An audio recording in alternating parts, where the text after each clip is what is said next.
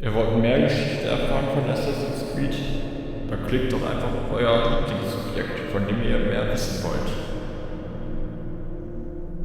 Ihr müsst einfach klicken. Subjekt 17, Subjekt 1 oder Subjekt 0. Ich sag hier nichts mehr. Unsere Forscher haben sich das Leben von Altair ibn La'ahad angesehen und hofften, eine Biografie zu finden, die als Beispiel für Abstergos globale Öffentlichkeitsarbeit dienen kann. Aber leider ist dieser abtrünnige Assassine nichts dergleichen. In diesem Material sehen wir einen Mann, der vergnügt einige der strengsten Tabus seiner Kultur bricht und das mit einer Arroganz, die an Größenwahn grenzt. Altair! No! This is not our way! To burn a man's body is forbidden! Viele unserer Forscher empfanden die Argumente seines Rivalen, eines Mannes, den wir als Abbas kennen, als klarer und überzeugender als alles, was sie sonst von Altair zu hören bekamen. Ich habe eine Anfrage eingereicht, die Suche nach Abbas' Nachfahren zu verstärken, falls welche existieren. Es ist uns klar, dass Altairs Verfehlungen zu den Hauptgründen gehörten, warum sich sein Orden Mitte des 13. Jahrhunderts aufgelöst hat. Und wir können nur ahnen, welch unglaublicher Fortschritt es gewesen wäre, hätte sich Abbas' moderate und vernünftige Philosophie durchgesetzt. Unsere anfänglichen Berichte sagten, Ezio wäre der ideale Kandidat für zukünftige Abstergo-Projekte. Charisma, sein Sexappeal und der trockene Humor verliehen ihm Führungsqualität. Doch der Einfluss des Assassinenordens wurde stärker und beraubte ihn dieser Qualitäten, als er tiefer und tiefer in den Teufelskreis der Rache verfiel. Ezio war bekannt für seine passive Hinnahme des Bösen. Er war auch ein Mann von Widersprüchen. Er predigte Gedankenfreiheit und reiste doch weit über seine Heimat hinaus, um andere zu seinen Idealen zu bekehren, wie etwa dieses leicht zu beeindruckende chinesische Mädchen, kaum älter als 20. Man beachte diese Tatsache bei der Beobachtung seiner Gesten. Ezios gesamte Persönlichkeit basiert auf Demagogie. Er behauptet, seine Philosophie drehe sich um die Liebe und doch beherrschen Gewalt und Nötigung sein Handeln. Wir sind deshalb zu dem Schluss gelangt, dass es zu riskant ist, Ezio Auditore da Firenze als Marke zu entwickeln. Anfängliche Nachforschungen in das Leben von Radon Hagedon konzentrierten sich auf die Zeit seiner späten Jugend bis in seine frühen 30er. Aber unsere Forscher blieben unbeeindruckt von seiner ruhigen und stoischen Art, gepaart mit extremen Wutausbrüchen. Dies war nicht die Art Führungsperson, die wir unterstützen wollten. Wir entschieden uns daher, in seine frühe Kindheit zu tauchen, in der Hoffnung, dass Szenen des vorkolonialen Amerika mehr Anreiz bieten würden. Wie man hier sieht, existiert ein gewisser naiver Charme, eine Unschuld bei diesem Jungen. Leider haben unsere Forscher den Eindruck, dass die Geschichte des jungen Mannes äußerst problematisch ist. Erstens die Omnipräsenz der Mohawk-Kultur, die nicht das Gleichgewicht aufweist, die ganze Geschichte Amerikas zu erzählen. Und zweitens wäre die Sprache der Mohawk für viele unserer Kunden sicherlich ein Hindernis.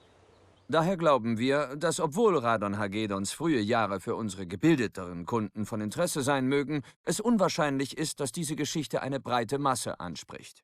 Sie ist dem normalen Publikum zu fremd. Unser Team empfiehlt auch hier ein Nein. 23. Dezember 2012. Bericht von Recovery Unit Teamleiter Fisher Case über Subjekt 17, das mit Miles. Das Objekt war tot, die Leiche unberührt. Der Todeszeitpunkt wird auf 1 Uhr und 7 Minuten geschätzt. Die Bedingungen für eine DNA-Aufbereitung sind günstig. Wir hatten erst Bedenken wegen möglicher Interferenzen im Gewölbe. Doch dank meines sehr talentierten Teams konnten wir einige sehr hilfreiche Daten bergen. Ich habe den Rucksack des Objekts gesichert und einige interessante Gegenstände entdeckt, die zurzeit analysiert werden.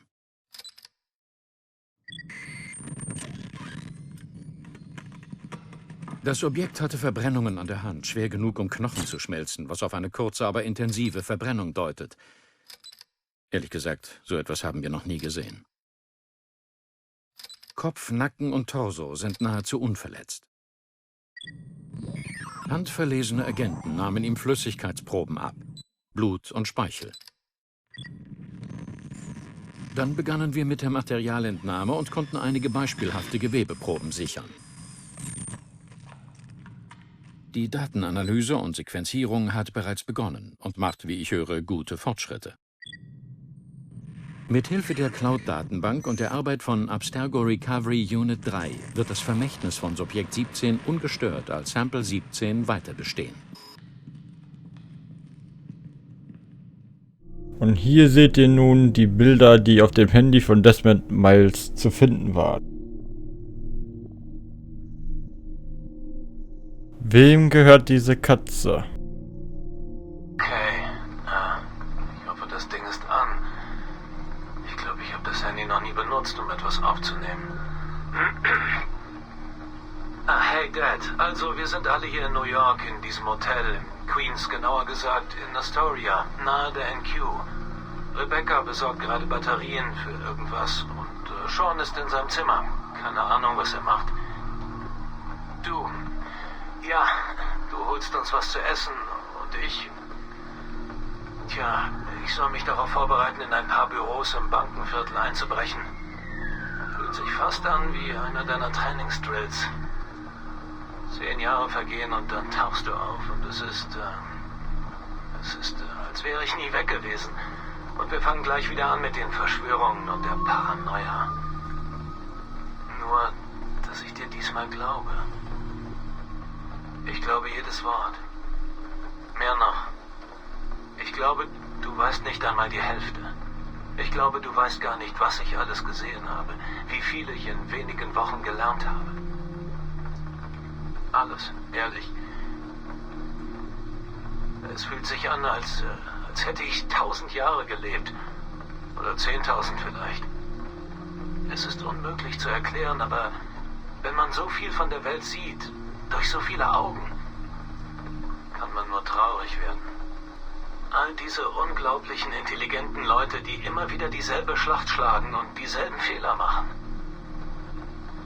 Weil Kultur und Wissen und Geschichte, all diese Sachen werden nicht genetisch weitergegeben. Jedes Kind auf der Erde muss die Grundlagen von Neuem erlernen. Wie man lebt, wie man überlebt, wie man sich erhebt für die richtigen Dinge. Aber so viel geht bei dem Transfer verloren. So viel wird in jeder Generation hinzugefügt. Es ist eine Schande. Alles muss immer wieder neu erlernt werden.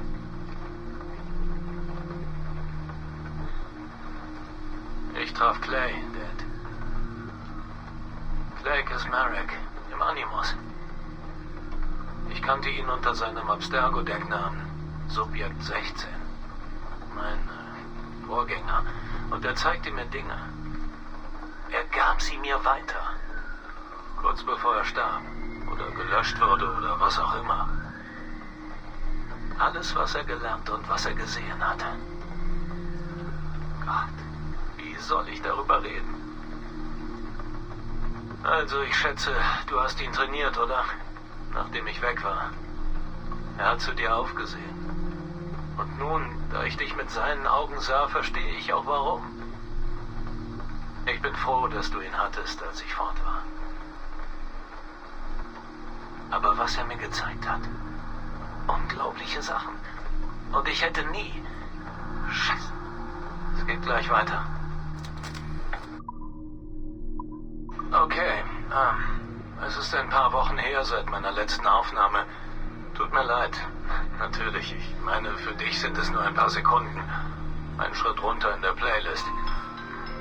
Jedenfalls, ich sprach von Clay, Kismarek, Subjekt 16. Also, als ich damals in Italien ins Koma fiel und im Inneren des Animus aufwachte, war es so beruhigend. Es war, als wäre ich in einem Traum erwacht, einem Nebelschleier, einem Traum, in dem dieser ganze Müll nie passiert ist. Ich fühlte mich, als müsste ich mich auf einen weiteren Tag hinter der Theke im Bad Weather vorbereiten und darauf, mich über mein Single-Dasein zu beschweren und nicht zu wissen, was ich mit mir anstellen soll. Aber als ich Clay sah, der einfach so da saß, kam es zurück. Weißt du, Stück für Stück. Und als er mir von Lucy erzählte, habe ich... Ach, fuck. Du weißt schon, es tat weh. Du weißt, daran zu denken, dass ich sie getötet hatte, ohne irgendetwas zu denken oder zu fühlen. Zumindest nicht in dem Moment. Tja, dann kam so viel zusammen. Die Erinnerungen von Ezio und Altair und die erste Zivilisation und dann, kurz bevor er verschwand, gab mir Clay seine Erinnerung. Mir. Er zeigte mir alles, was er gesehen und durchlebt hatte. Und es war kurz, aber überwältigend. Ich bin nicht sicher, wie ich es erklären kann. Er konnte einen kurzen Blick auf Adam und Eva werfen und ihre Flucht aus der Sklaverei. Er sah den Anfang und das Ende des Krieges zwischen den Menschen und der ersten Zivilisation. Er sah Minerva und Juno und Tinia, wie sie versuchten, ihre Berechnungen anzustellen. Zumindest nannten sie es so. Sie hatten Hilfsmittel, mächtige Maschinen, die die mögliche Zukunft vorhersagen konnten. Nicht, was geschehen wird, sondern was geschehen könnte. Möglichkeiten. Und sie investierten viel Energie, um herauszufinden, wie das wahrscheinlichste Zukunftsszenario aussieht. Für sie und uns. Und ich schätze, am Ende war ich ihr wahrscheinlichster Kandidat. Ein Typ namens Desmond, der am Ende des 20. Jahrhunderts unserer Zeit lebt. Aber welcher Desmond war der Richtige? Denn weißt du, mit Wahrscheinlichkeiten ist das so eine Sache. Sie verzweigen sich in so viele Äste. Welchen Ast von mir brauchten sie? War es der Desmond, der früh heiratete und einen Sohn bekam? Oder der Single Desmond in New York? Oder der Desmond, der nach San Francisco zog und Kellner wurde? Vielleicht der Desmond, der in einer Autolackiererei in Chicago arbeitete? Oder... Vielleicht war es das Ich, das nie von zu Hause weggelaufen ist. Die erste Zivilisation hatte viele Varianten zur Auswahl, aber am Ende fiel die Wahl auf mich. Ich bin der Desmond, dem ihre besten Berechnungen ausgespuckt haben. Ich bin der Desmond, dem sie ihre Nachrichten hinterließen. Und ich schätze, mit dieser Ehre muss ich wohl leben. So eine Ehre. Ich bin müde. Ich melde mich später wieder. Ciao. Hey Dad. Weißt du, es ist komisch. Ich habe diese Erinnerung an dich, auf die ich immer wieder zurückkomme. Und ich denke daran, wenn ich arbeite oder bevor ich ins Bett gehe, weil sie mich irgendwie beruhigt, schätze ich. Ich war 14, glaube ich, und du hast mir beigebracht, wie man sich leichtfüßig bewegt, weißt du noch? Wie man sich der Geräusche seiner Bewegungen bewusst wird. Ganz einfache Dinge. Dinge, die ich jetzt verstehe, aber damals, ich muss dir sagen, dass ich dich für ein Arschloch hielt. Also, du sagtest, du gehst in dein Zimmer, setzt dich mit dem Rücken zur Tür und liest ein Buch und ich sollte mindestens 15 Minuten warten, heraufschleichen und dir auf die Schulter tippen, ohne dass du es bemerkst. Ich erinnere mich sogar an das Buch, das du gelesen hast, das von Captain Johnson. Du hast mich gewarnt. Wenn du mich erwischst, muss ich von vorne anfangen. Dann gingst du hoch. Und ich wartete. Wartete und wartete. Ich wartete 4 Stunden, bis ich nach oben ging. Selbst dann dauerte es 20 Minuten, bis ich die Treppe erreichte und weitere 30, um sie hochzusteigen. Nochmal 10, um in die Halle zu kommen. Und dann stand ich vor der Tür. Und ich sah in dein Zimmer. Und ich hatte so gehofft, dass du schläfst. Aber nein, du nicht. Du hast gelesen. Und ich habe mir fast in die Hose gemacht. Aber 10 Minuten später war ich keine 2 Meter von dir entfernt. Und ich erinnere mich, dass ich den Fuß aufsetzte. Und du hast gezuckt. Ganz leicht hast du gezuckt. Ich dachte, ich bilde mir das nur ein, aber ich wusste, du hattest mich gehört. Du hast nichts gesagt. Du hast nur auf die Uhr gesehen, nach deinem Drink gegriffen, getrunken und weitergelesen. Aber ich wusste, ich hatte verloren. Nur du hast nichts gesagt. Ich wusste nicht warum. Ich hechtete vor und tippte dich auf die Schulter. Du hast dich umgedreht und gesagt, oh, fantastisch. Du hast mich hochgehoben und in den Arm genommen. Und ich habe nichts gesagt. Aber Dad, ich war so angepisst. Ich wollte dich anschreien. Ich hatte versagt und du wusstest es. Aber du hast geschwiegen. Und ich war sauer. Wochenlang. Ich dachte, du würdest mich schonen. Ich dachte, vielleicht hättest du gemerkt, dass ich nie der Mann sein würde, der ich werden sollte. Erst vor ein paar Jahren habe ich kapiert, dass du auf die Uhr gesehen hast, war ein Hinweis, oder? Du hast mich gewinnen lassen, weil ich so geduldig war. Ich schätze, das hat dir imponiert.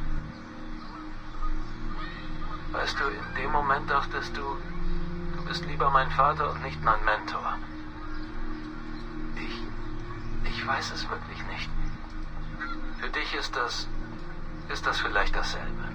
Weißt du, wie auch immer, ich bin froh, dass sowohl mein Vater als auch mein Mentor an dem Tag Rücksicht auf mich nahmen. Ich verstand es damals nicht. Jetzt glaube ich schon. Also, das wird ganz kurz, Dad. Etwas, um euch an mich zu erinnern, wenn es schief läuft. Wenn ich heute nicht aus dem Tempel zurückkehre. Ich habe versucht, optimistisch zu sein, aber ich kann nicht.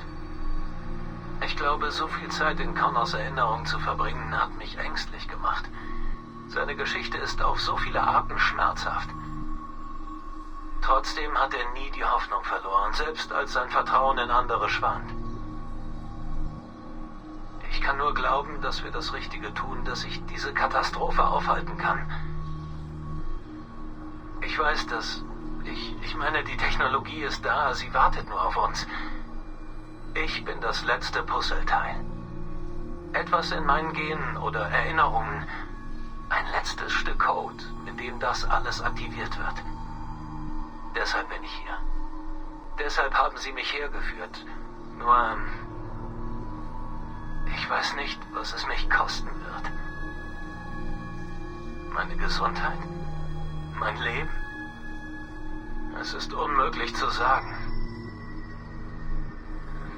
Ich weiß nur, unser Kampf gegen die Templer wird nicht vorbei sein. Was auch immer in dem Tempel ist kein Ende. Nur ein weiteres Kapitel in dieser endlosen Geschichte. Und es wird dein Job sein, und Moms und Seans und Rebecca's, die Seiten weiter umzublättern. Weißt du, ich muss immer an ein Zitat von Orson Welles denken. Irgendwie so, wenn du ein Happy End willst, kommt es darauf an, wo du deine Geschichte enden lässt.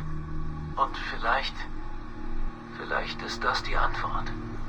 Vielleicht marschieren die Menschen deshalb immer weiter.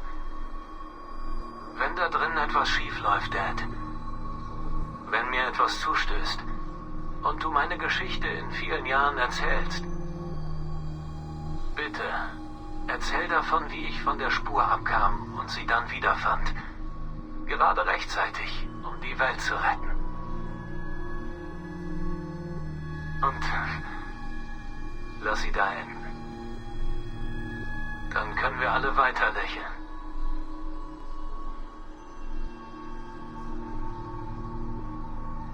Leb wohl, Dad.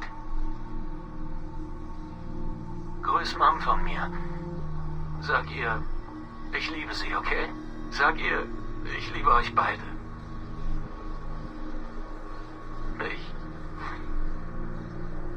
Ich liebe euch beide.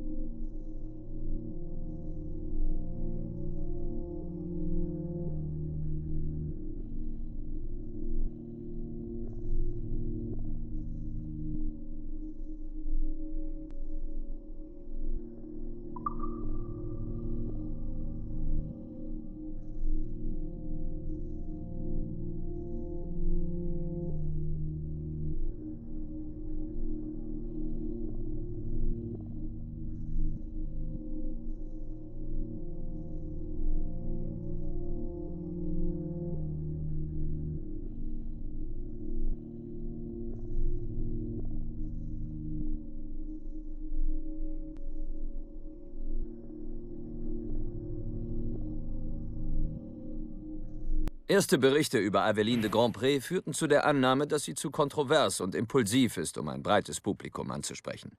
Es zeigte sich, dass sie einer Gehirnwäsche unterzogen und ausgebildet wurde, um politische Gegner ihres Mentors, Agathe, zu ermorden.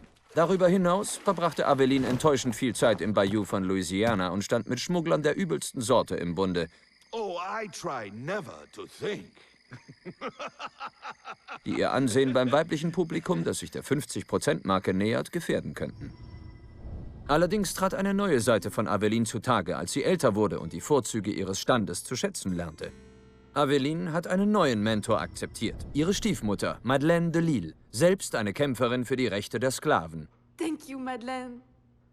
Mit einer Bearbeitung, die diese Beziehung hervorhebt, wird Avelines Geschichte unserem Anforderungsprofil genügen. Unser Team gibt grünes Licht.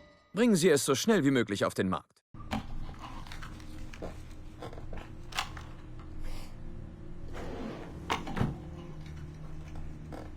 February 12, 1981. Qualitative personal interview with Subject 1 on ancestral research regarding Aveline de Grandpré. How are you feeling? Any side effects? Not really. Aside from the headaches. They've been worse since I started staying in longer. But I don't want to stop. I like her. I want to know what she does next. What's it like? Reliving her memories. So different. The Animus, I mean. The past. At first it was confusing. Distracting. Like New Orleans, the stench. I wasn't expecting all the smells. Smell is the sense most directly linked to memory. When I'm in her memories, it's like I can smell more than I usually can. In general, women have a more acute sense of smell than men do. I had wondered how that would translate. Anything else? Yeah. She's smaller than me, but it's like her body could do more. Did that surprise you? At first, yeah. The ERA people might hate me for this or whatever, but I don't usually think of girls that way. Climbing, things. My mom, my sisters. The animal feeling of Aveline sinking her hidden blade into the throat of... Go on. It doesn't feel feminine. What I think of as feminine. But then at the same time it does. Her center of gravity is way lower. That was a surprise. How easy it is to land. How steady I am on her feet. Sorry. This is hard to talk about. No, it's fascinating. This is what we need. Pure experience, in your own words. Okay. Can you tell me about Gerald Blanc? What about him?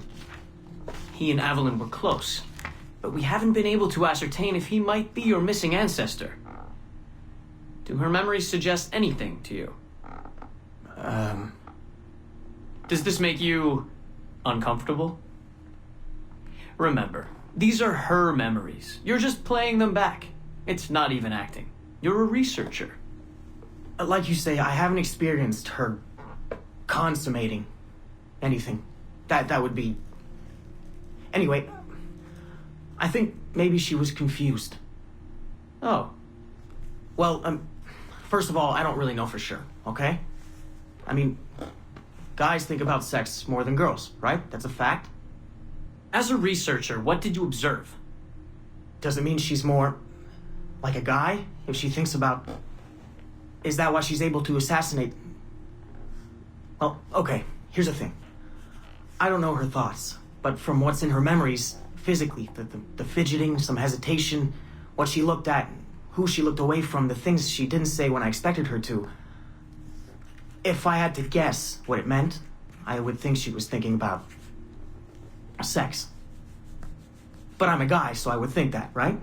So what does it mean for women to act that way? It has to mean something else, right?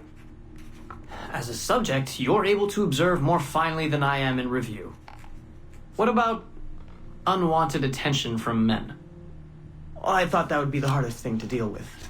I'm not into that, for the record. Not at all. Yes, I know. But the way she dealt with it, it happens so often. It's like you stop noticing everything she does to avoid it. Crossing the street, eyes in the back of her head. She knew how to handle herself. When she was charming, felt kind of similar to killing. Or the build-up to killing. Can we take a break, Mr. Vidic? Of course.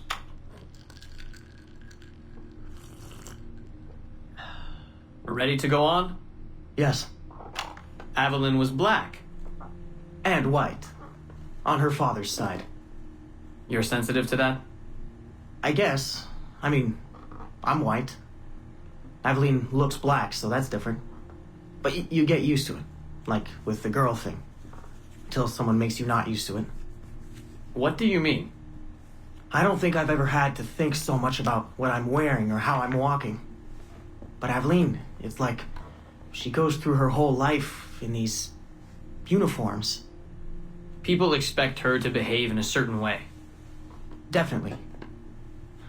Sometimes I worry I'll slip up and play too relaxed at the warehouse and, I don't know, blow her cover. You can't blow her cover. I know. I'm just replaying the memories. I can't change them, I know. But I see it, right? It's a risk. It's... Stressful? Yes. It's best when she goes out as an assassin. On the roofs or in the bayou. I think she was more relaxed that way. Can you imagine? You're only relaxed when you're going to kill someone. Let's stick to memories rather than imagination. What about the slaves? They're kind of just... everywhere.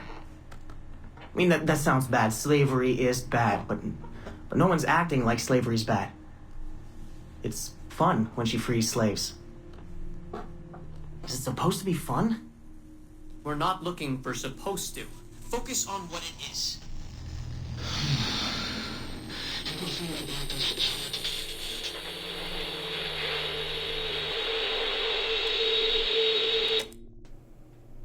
Und zu guter Letzt die Audiodateien, die in der Wohnung des verstorbenen Dr. Warren Vidic gefunden worden sind. Sie heißen Subjekt Null. Es geht also um die allererste Person, die in einen Animus gestiegen ist.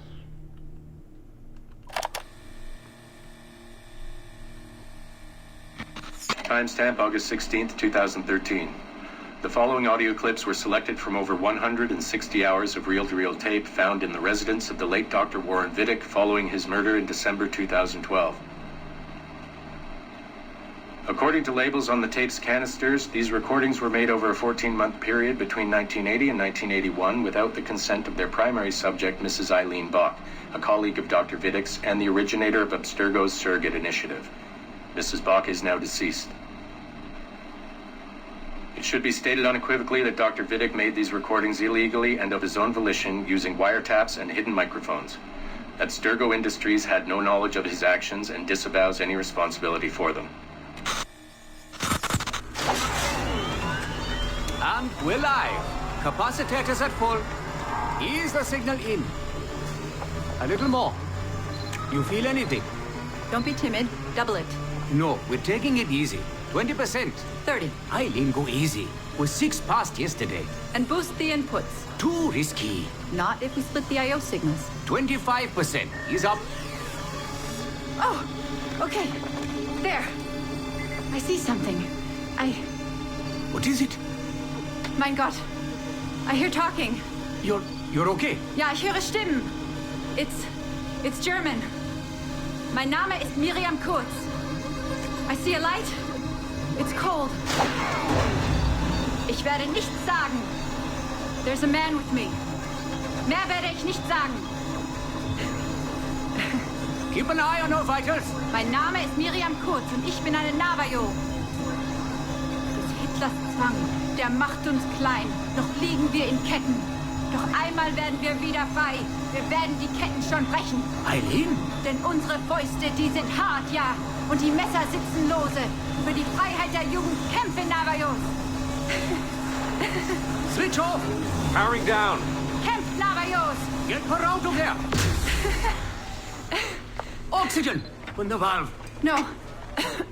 No, Satish, I'm fine, really. Quit the heroics. Just breathe. Better? Yes. Yes, thank you. Did we get something? It'll take a while to parse. What did you see? It wasn't just seeing. It was feeling. Being. I was scared. You were shouting in German. I think I was in Germany. I was in Germany, Satish.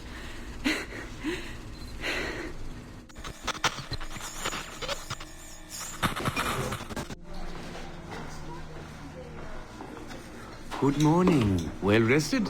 Exhausted.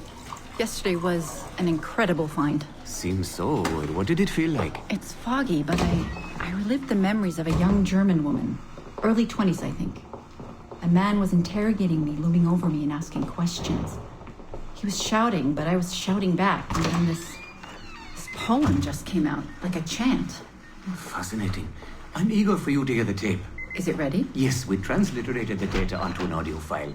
It took all night to process the language. Spool it up. Of course. Have a seat. Judging by the subject matter and the setting, I'd say you landed somewhere in Germany in the 1940s, 1 or 2 generations back. During the war, I'd imagine. 1940s Germany? That would be Miriam Kurtz, my ex-husband's mother. So she's not related to you in any way? God, I hope not. I'd hate to find out my ex-husband is also my brother. Well, if it was Miriam Kurtz, then we hit a home run. You tapped into someone else's bloodline entirely. Should we celebrate? We'll listen first. Surrogate Initiative, Test Session 23, July 29th, 1980. Host, Eileen Bach. DNA sample SB1970. It's a little garbled at first. This is you settling into the memory.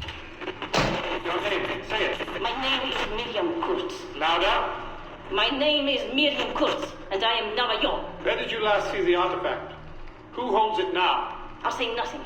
I've told you all I will. I don't believe that is true. Who has the artifact? Hector's dictates make us small, and are bound in chains. But one day again, we shall walk tall. No binds will us restrain. Enough! For hard our fists, yes, and knives at our wrists for you to be free. Navajos lay siege. Knock her away. Navajos lay siege. And that's where we pull you out. Whoa. What would it take to get a visual render of all that? Months, unfortunately. It took 13 hours just to process the audio. Visual takes much longer. But Vidic is able to record audio and visual in real time. How does he do it? His subjects are exploring their own genetic memories. That requires much less processing power. Hold on, sorry. Eileen here. Hello. You have 10 o'clock in Lillian's office. It's 10:13 now. Oh, shit. I'm sorry. Tell her I'll be right there. And tell her we have some good news. No problem. You in trouble? The monthly progress report. I'm trying to be honest about our progress, but no matter how much I polish our facts, Warren Vidic swoops in, promising the moon for pennies, and gets 10 times the funding for his Animus project. Well, we are using his Animus technology. He's the foundation. We are the skyscraper. Which is why he should be a tech lead, not a project director. Good work, Satish.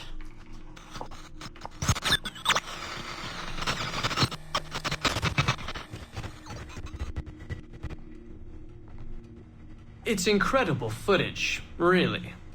Clear and vivid. And the subject was synced for a full 62 minutes.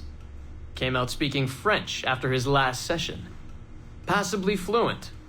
And with full recall of everything he'd gone through. Sorry I'm late. I was reviewing some data. It's fine. Warren was just telling me about his first subject, Mr. No names. Call him Subject 1. Confidentiality. And how about you, Eileen? What's your good news? Well, we did it. We synced with an unembedded memory outside the bloodline. That's a first. Really? Satish was able to process the audio today. A short clip. You can hear it for yourself. Only audio? No real-time memory feeds like Vidic has? Well, that's the difficulty with surrogate genetic memory data. Because I'm viewing memories not embedded in my own DNA, we can't rely on my cognitive faculties to help me process the signal. All we can do is record the raw data and transliterate it later. Hold on. You're running this experiment on yourself? I am. It's going well. I don't like the sound of that. Look, the sample I'm using, the DNA comes from my own son. It's safer this way. Ah, good thinking. 50% of my son's DNA is also mine, which reduces the danger by a huge margin. Meaning, I can now explore the memories of people who aren't directly related to me on his father's side. But for brief periods of time, I imagine. Right. Just a minute or two so far, but we're getting there. Come by the lab and listen for yourself. I will, when I have a moment. Unfortunately, work beckons. Ladies? That man is colder than a San Francisco summer. Stay focused, Eileen. You both have important work to do. Obviously. But my work requires his Animus technology. I feel a little caged in. That's collaboration, Eileen. It's how science works. I shouldn't have to remind you. I know. I'm just tired. Stop by and see us today. We have a lot to share. If not today, then this week sometime. Thank you.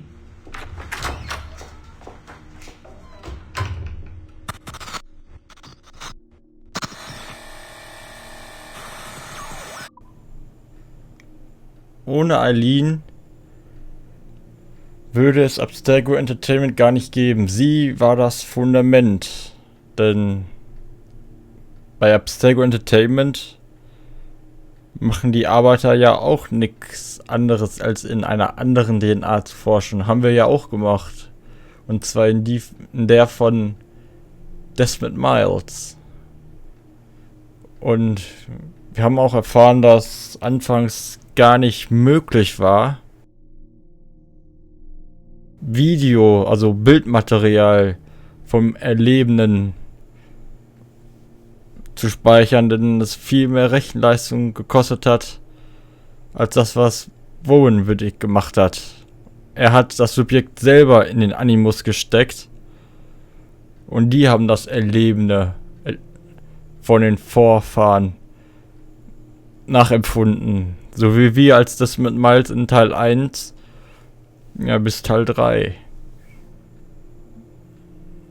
Und Subjekt Null, das wird wohl Eileen sein, weil sie der Grundstein war.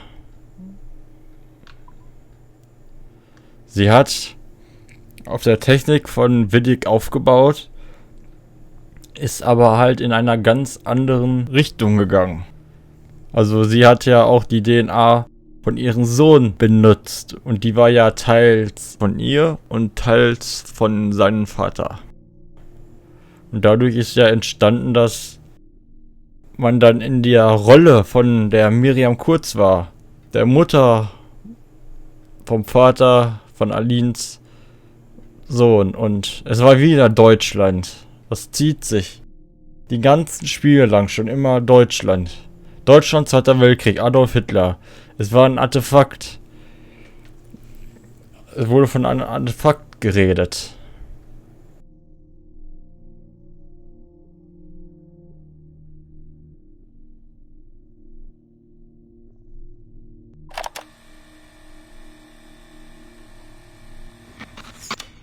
Surrogate Initiative, Test Session 27, October 21st, 1980. Host Eileen Bock. DNA sample SB1970. Miriam, my dear girl, there is no good reason for you to be here. But your intransigence requires that I detain you until you give me information I can act upon. The location of the artifact, perhaps, or the whereabouts of your leader, Bartel Shing. Just a little something to give Minister Goebbels some encouragement that we are on the right track. How about a nice hug? He looks so sad in all his photographs. Yes, he does, doesn't he? Perhaps you could pay him a visit yourself. He likes beautiful women. Actresses, musicians. Pirates? That's right, pirates. Pirates of the Edelweiss. Isn't that what you kids call yourselves? It's very amusing. And illegal, of course. Breaking Hitler's laws is half the fun. Oh, I imagine so. I imagine you were having a wonderful time just before we captured you and your insurgent friends. And that's the end of it. Damn it. Why can't we sustain the signal for more than just a few minutes? I need to relax. That's not the issue. This is dangerous work. These memories aren't in your bloodline. That's why it's not holding. There's got to be a solution. Any idea what they mean by the artifact? I've heard it a few times now. Not sure. I don't think Miriam knew either. Not much comes into her mind when she asks about it. But she's protecting the other members of her group, the Edelweiss Pirates or something? Yeah. Bartol Schink. Have we looked him up? No, we can. We should. Put your intern on it. Right. High priority. Yeah. This isn't getting any easier. Jesus.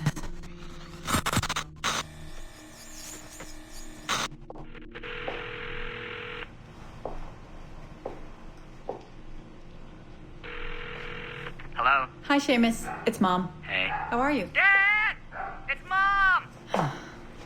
Hello, Eileen. Hi, Carl. How's Seamus? Great. We were out shopping for school clothes. Yeah. The summer just sped by. They all do. I never seem to notice. No windows in the office. Right. Trapped in the lab. So, did you need to talk? Yes, sorry. I was curious about your mother, actually. Oh. Okay. How much did she talk about the war when you were growing up? Not often. Bits and pieces. Why? I was doing some research last week about World War II, and something came up about the Edelweiss Pirates, or the Navajos, and your mother's name popped up. Really? That's an odd coincidence. Does any of that ring a bell? Yeah. Mom ran with that group while the war was on. There were a group of kids who wanted to avoid the Hitler Youth programs, but in later years they escalated their activities to, bigger ideas like vandalism and sabotage. But why Navajos and pirates? Just some of the names they used. Navajos, Edelweiss Pirates, you know kids. There were little pins, little white flowers. I may still have hers. That's interesting. And this is for work? Researching my mother? Not exactly, but... Sorry, I can't talk about it. Right. You never could. Hey, don't. I didn't mean to be flippant. No. Don't mind me. All for the greater good. I like to think so.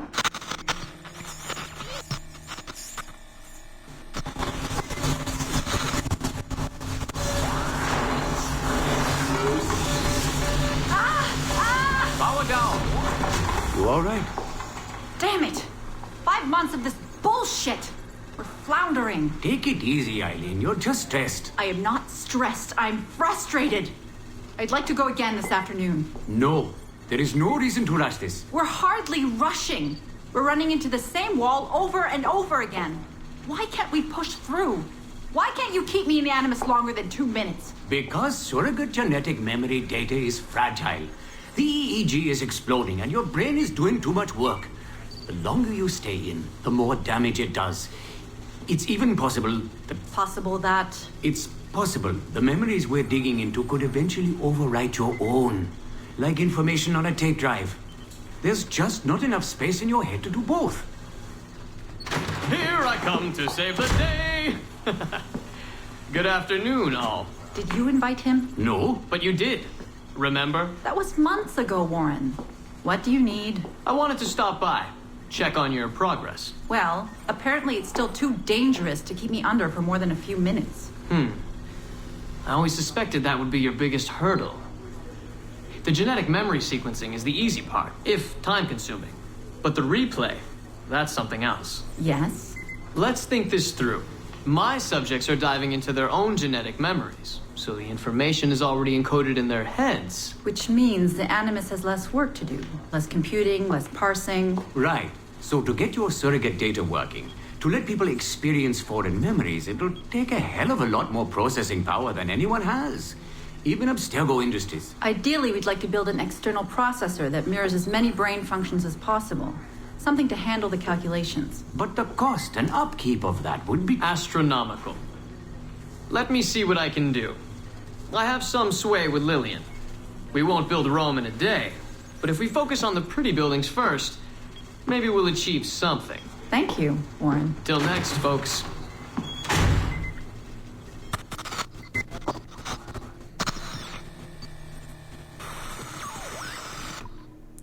Die Nazis waren auf der Suche nach den Edensplitter.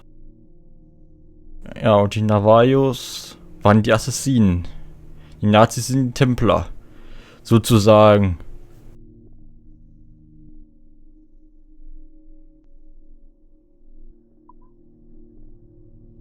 Audiodatei Nummer 3.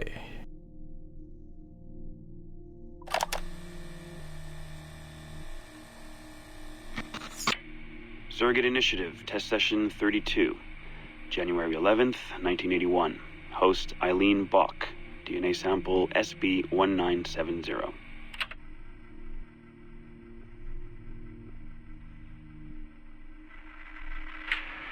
Miriam? Miriam, is that you? Are you in here? Bartle! Oh, thank God you're safe. You've been very sick. Bartle! How did they find you? Oh, Jesus. What would they do to you? Has they hurt you at all? I told them nothing. All they do every day is ask about you and that artifact. But I didn't tell them anything. Nothing. I know you didn't, Miriam. But how are you? You aren't hurt? Not badly, no. I'm fine. Good. We need to get the message out to Oscar. Somehow. We need to tell him where... Very interesting footage, Eileen. This is Germany, you said. World War II? Most of the memories I've been able to access come from a period where Miriam was imprisoned by Nazis in Cologne. Miriam. Is she still alive? No, she was my husband's... my ex-husband's mother. She passed away about 5 years ago. Well, she was spirited. An impressive lady. Definitely. And the man, Bartle.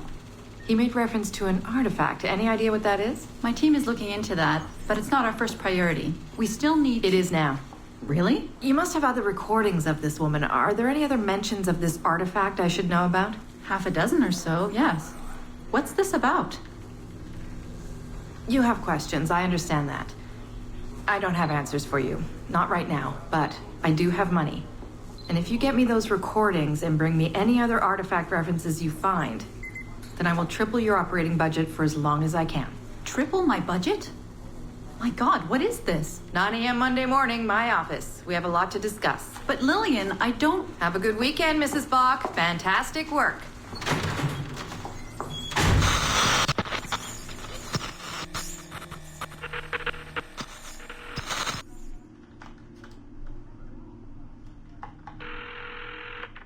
Hello, this is Carl. Hi, it's Eileen. Hey, how are you? Good. Busy, cold.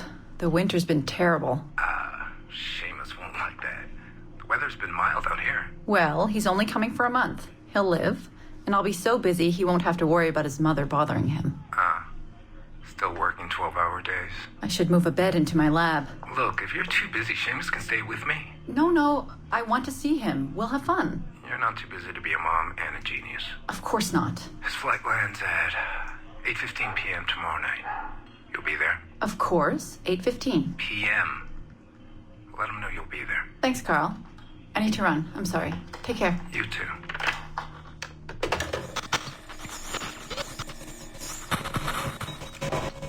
Eileen.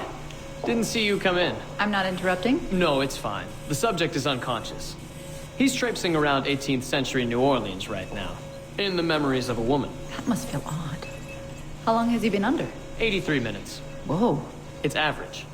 What can I do for you? I just wanted to thank you for sending Lillian to see me. She came away very impressed. There. You see? All these bureaucrats need is a little glimpse of our secrets every so often. They like to feel like they're still in charge. Lillian is most definitely in charge. She just tripled my budget. Tripled? Christ, Eileen. You must have discovered who killed Kennedy. Well, she heard something on one of my tapes that interested her. Something about an artifact. Very vague, but it was enough. An artifact? What sort of artifact? Jesus, get him out of there! Get him out! Oh my God. It'll kill him! He's not decoupled! He's having a fucking seizure! Power down! Now! Heart rate 170! Power down! Now!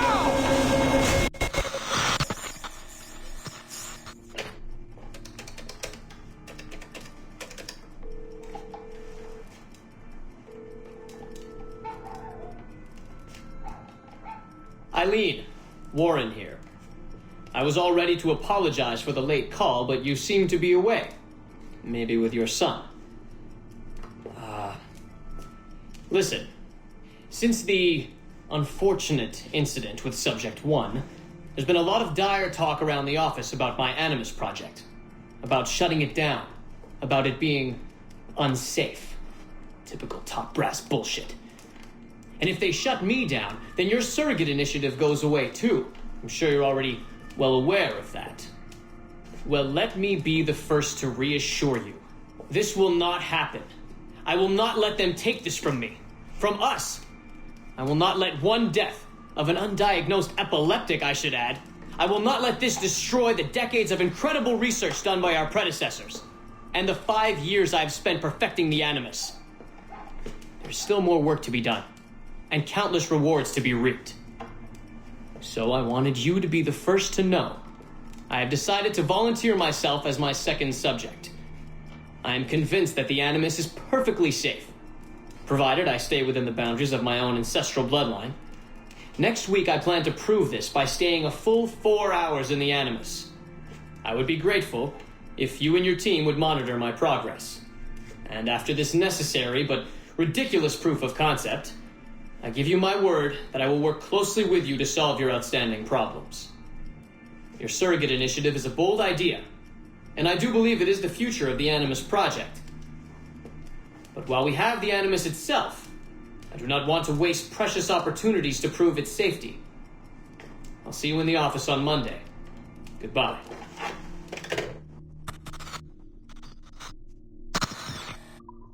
Dass das die Zukunft wird, wissen wir ja, weil wir arbeiten bei Abstergo Entertainment. So, Subjekt Null ist Eileen. Subjekt 1 saß bei Warren im Animus und das war der Nachkomme von Eveline de Grand Prix. Ihre Geschichte erlebt man in Liberation. Subjekt 2 ist Warren Widdick. Danach kamen noch 14 andere. Subjekt 16 haben wir kennengelernt in Revelations. Subjekt 17 war Desmond Miles. Den spielten wir von Teil 1 bis 3. Und wir sind ja, wie schon gesagt, jetzt hier im Black Flag auch in der DNA von Desmond Miles unterwegs gewesen. Und das wäre nicht möglich gewesen, wenn Eileen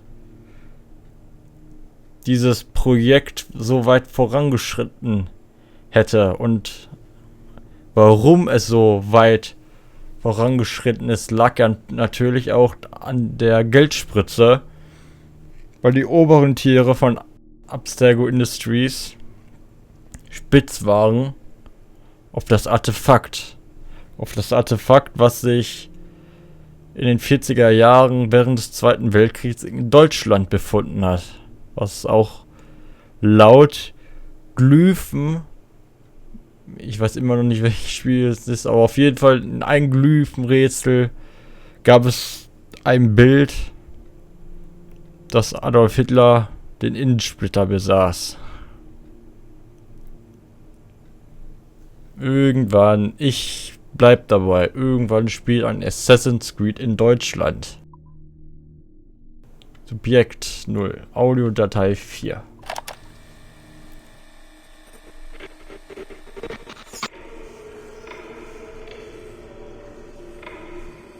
I have now resumed the practice of dressing as a man, and have put off my woman's dress. Why did you take it? Who made you take it? I took it of my own free will, with no constraint. I prefer a man's dress to a woman's. You made an oath, Jeanne. You swore to never again dress as a man. I never meant to swear that I would not resume the practice. Why have you done so? Because it is more lawful and suitable for me to return to the practice of wearing a man's dress, being always among men, than to have a woman's dress. I have resumed it because a promise made to me has not been. How is he? Our three, doing well. Are we still in 18th century Hungary? No. His connection is so stable, he's jumped between a few ancestors today. We're in 15th century France now. Turns out he's related to one of Joan of Arc's executioners.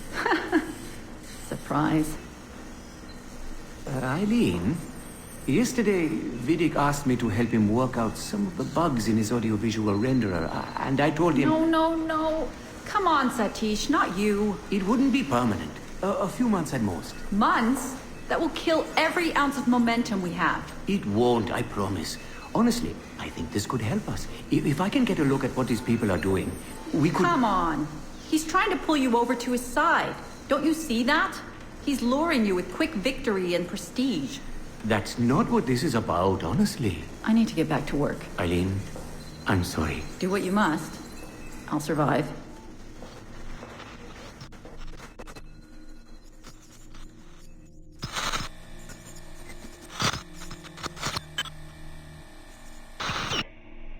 Surrogate Initiative, Test Session 32, April 2nd, 1981. Host Eileen Bach. DNA sample SB1970. Miriam, are you awake? What? Miriam, they're coming for me. Oh, is it guards? I see them from my window, amassing in the courtyard. My time is up. Basil, don't say this. You don't know that. Forgive me for this, Miriam. But I must tell you something.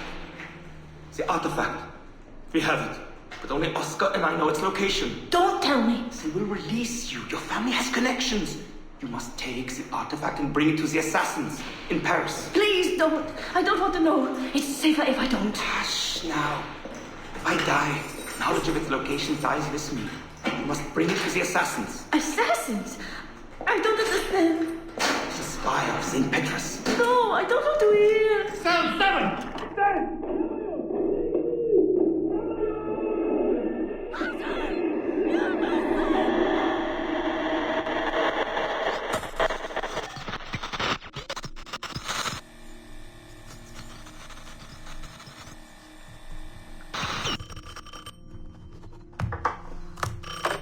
Hello? Eileen, hi. It's Carl. Carl, I know it's you. Sorry, you just sound exhausted. Did I wake you? No, I've just been busy. It sounds like it. I'm just a little tired, that's all. No, I mean, your project sounds fascinating. Your colleague, Dr. Warren Vidic, he called me recently and he told me what you've been up to. He what? Warren? Yeah, he told us about your research, memories, ancestry, all of that. He even asked if we'd be willing to come in and... No! Jesus, no! What the hell is he doing? Eileen, it's okay. We signed some papers, non-disclosure stuff. No! He's trying to fuck me over. Damn it! Eileen, we just talked about my mother, just like you and I did. World War II. That's all. It's the artifact. The what? Carl, if he calls you again, you tell him you work through me, okay? That's it. Vidic has been a pain in my ass for years, and I don't need him getting all the glory for my 2 years of hard work. All right. So how should I go about this? I mean, the wheels are in motion. I don't know. Just go through me if he contacts you again. Please? All right. You'll do that? Of course. Yes. Thank you, Carl. I'm sorry I was short with you. I've just been exhausted. That's all. It's all right, hon. Just take care of yourself. Morning, Eileen. We're almost ready. Just a few more adjustments. Okay. I had the team do some research on this artifact we've been chasing, and it appears the Third Reich actually found something matching its description sometime in 1940. Eileen, are you all right? Sorry, yeah. I'm fine. Just a little scattered. Vidic called my ex-husband last night. He wants to put him in the Animus. To find the artifact before us? Exactly. Well, it would be fast using Vidic's Animus. And maybe that would get us back to our original work. Satish, if we let that happen, then all our money dries up. Lillian is paying for us to find the artifact, not improve our methods. Do you understand? Right, of course. I'm sorry. Let's just burn those bridges when we cross them. Are we ready? Yes, just a few more adjustments and you're in. I made a small change to the genetic input modulator. I'm hoping that buys us a few more minutes. Even a few seconds would be nice. I'm ready. All right. Settle in.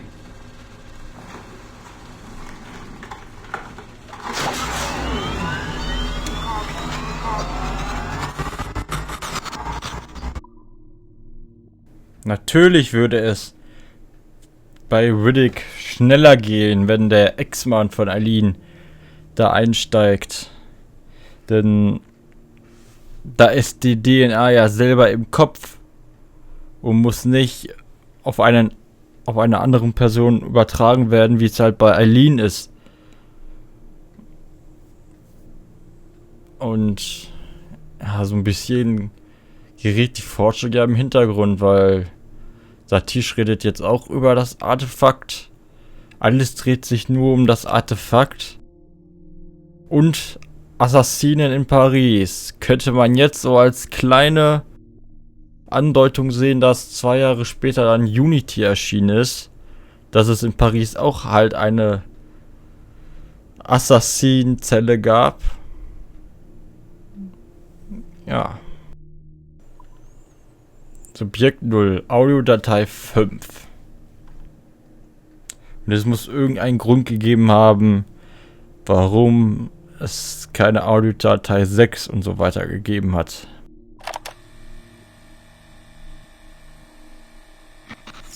Surrogate Initiative, Test Session 37, August 9th, 1981. Host Eileen Bock, DNA sample SB1970. Open!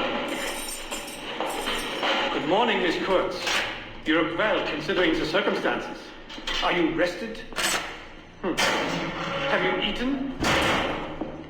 Your friends are dead, Miriam.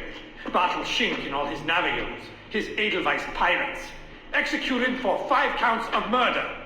Without a trial. You must be proud. There was no need! They were scum! All of them! You hear me? All of you are scum! Scum! Scum! I see it so clearly now. He didn't break, did they? You have nothing. Quiet, girl! You don't have the artifact. If you did, you wouldn't be talking to me at all. Never use lay seat. I said never use lay seat. Never use lay seat. Never use.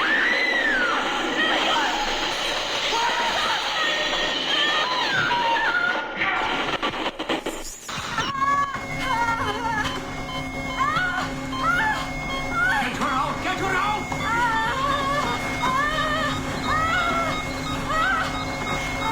We're losing her! Shut it down! Everything!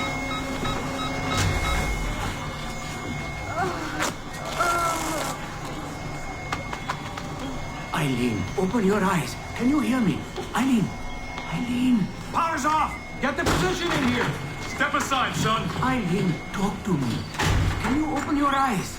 Clear! Oh, God. No response.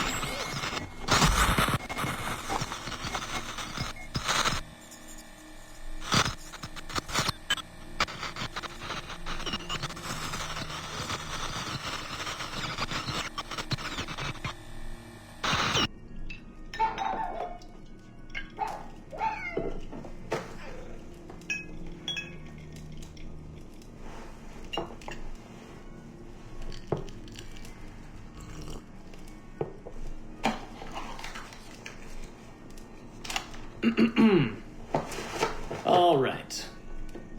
Notes towards a speech in honor of Dr. Eileen Bock's premature retirement. When I first learned of Dr. Bock's unfortunate accident, I couldn't help but feel a great sense of loss at... No.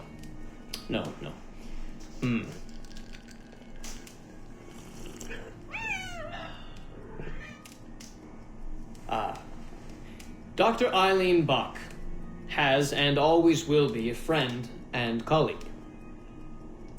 When I first learned of her unfortunate accident, I was shocked, of course. To see any friend injured in such a way is deeply upsetting. And to further learn that her injuries were severe enough to force a premature conclusion to her brilliant career, well, I would not wish that fate on anyone. But if there is any solace to be found in her accident, it may be this: that she was injured in service of her research, in service of work that she cherished most dearly. And it is thanks to her, it is due to her diligence that some of the mysteries of genetic memory have been further illuminated. And while it is true that work on her project, the Surrogate Initiative, as she called it, has been temporarily halted, the copious amount of work she has done over the past 3 years has been incredibly valuable. So while her work has been suspended for the time being, her legacy will most certainly live on.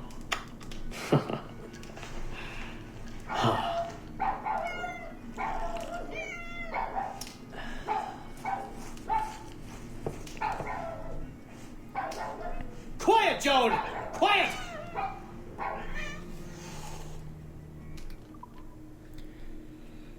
Abstergo Entertainment wurde auf den Grundstein von Dr. Eileen Bocks Subjekt Initiative gebaut und natürlich dem Animus selber von Vidic, aber auch die Templer Abstergo haben erfahren, dass das Artefakt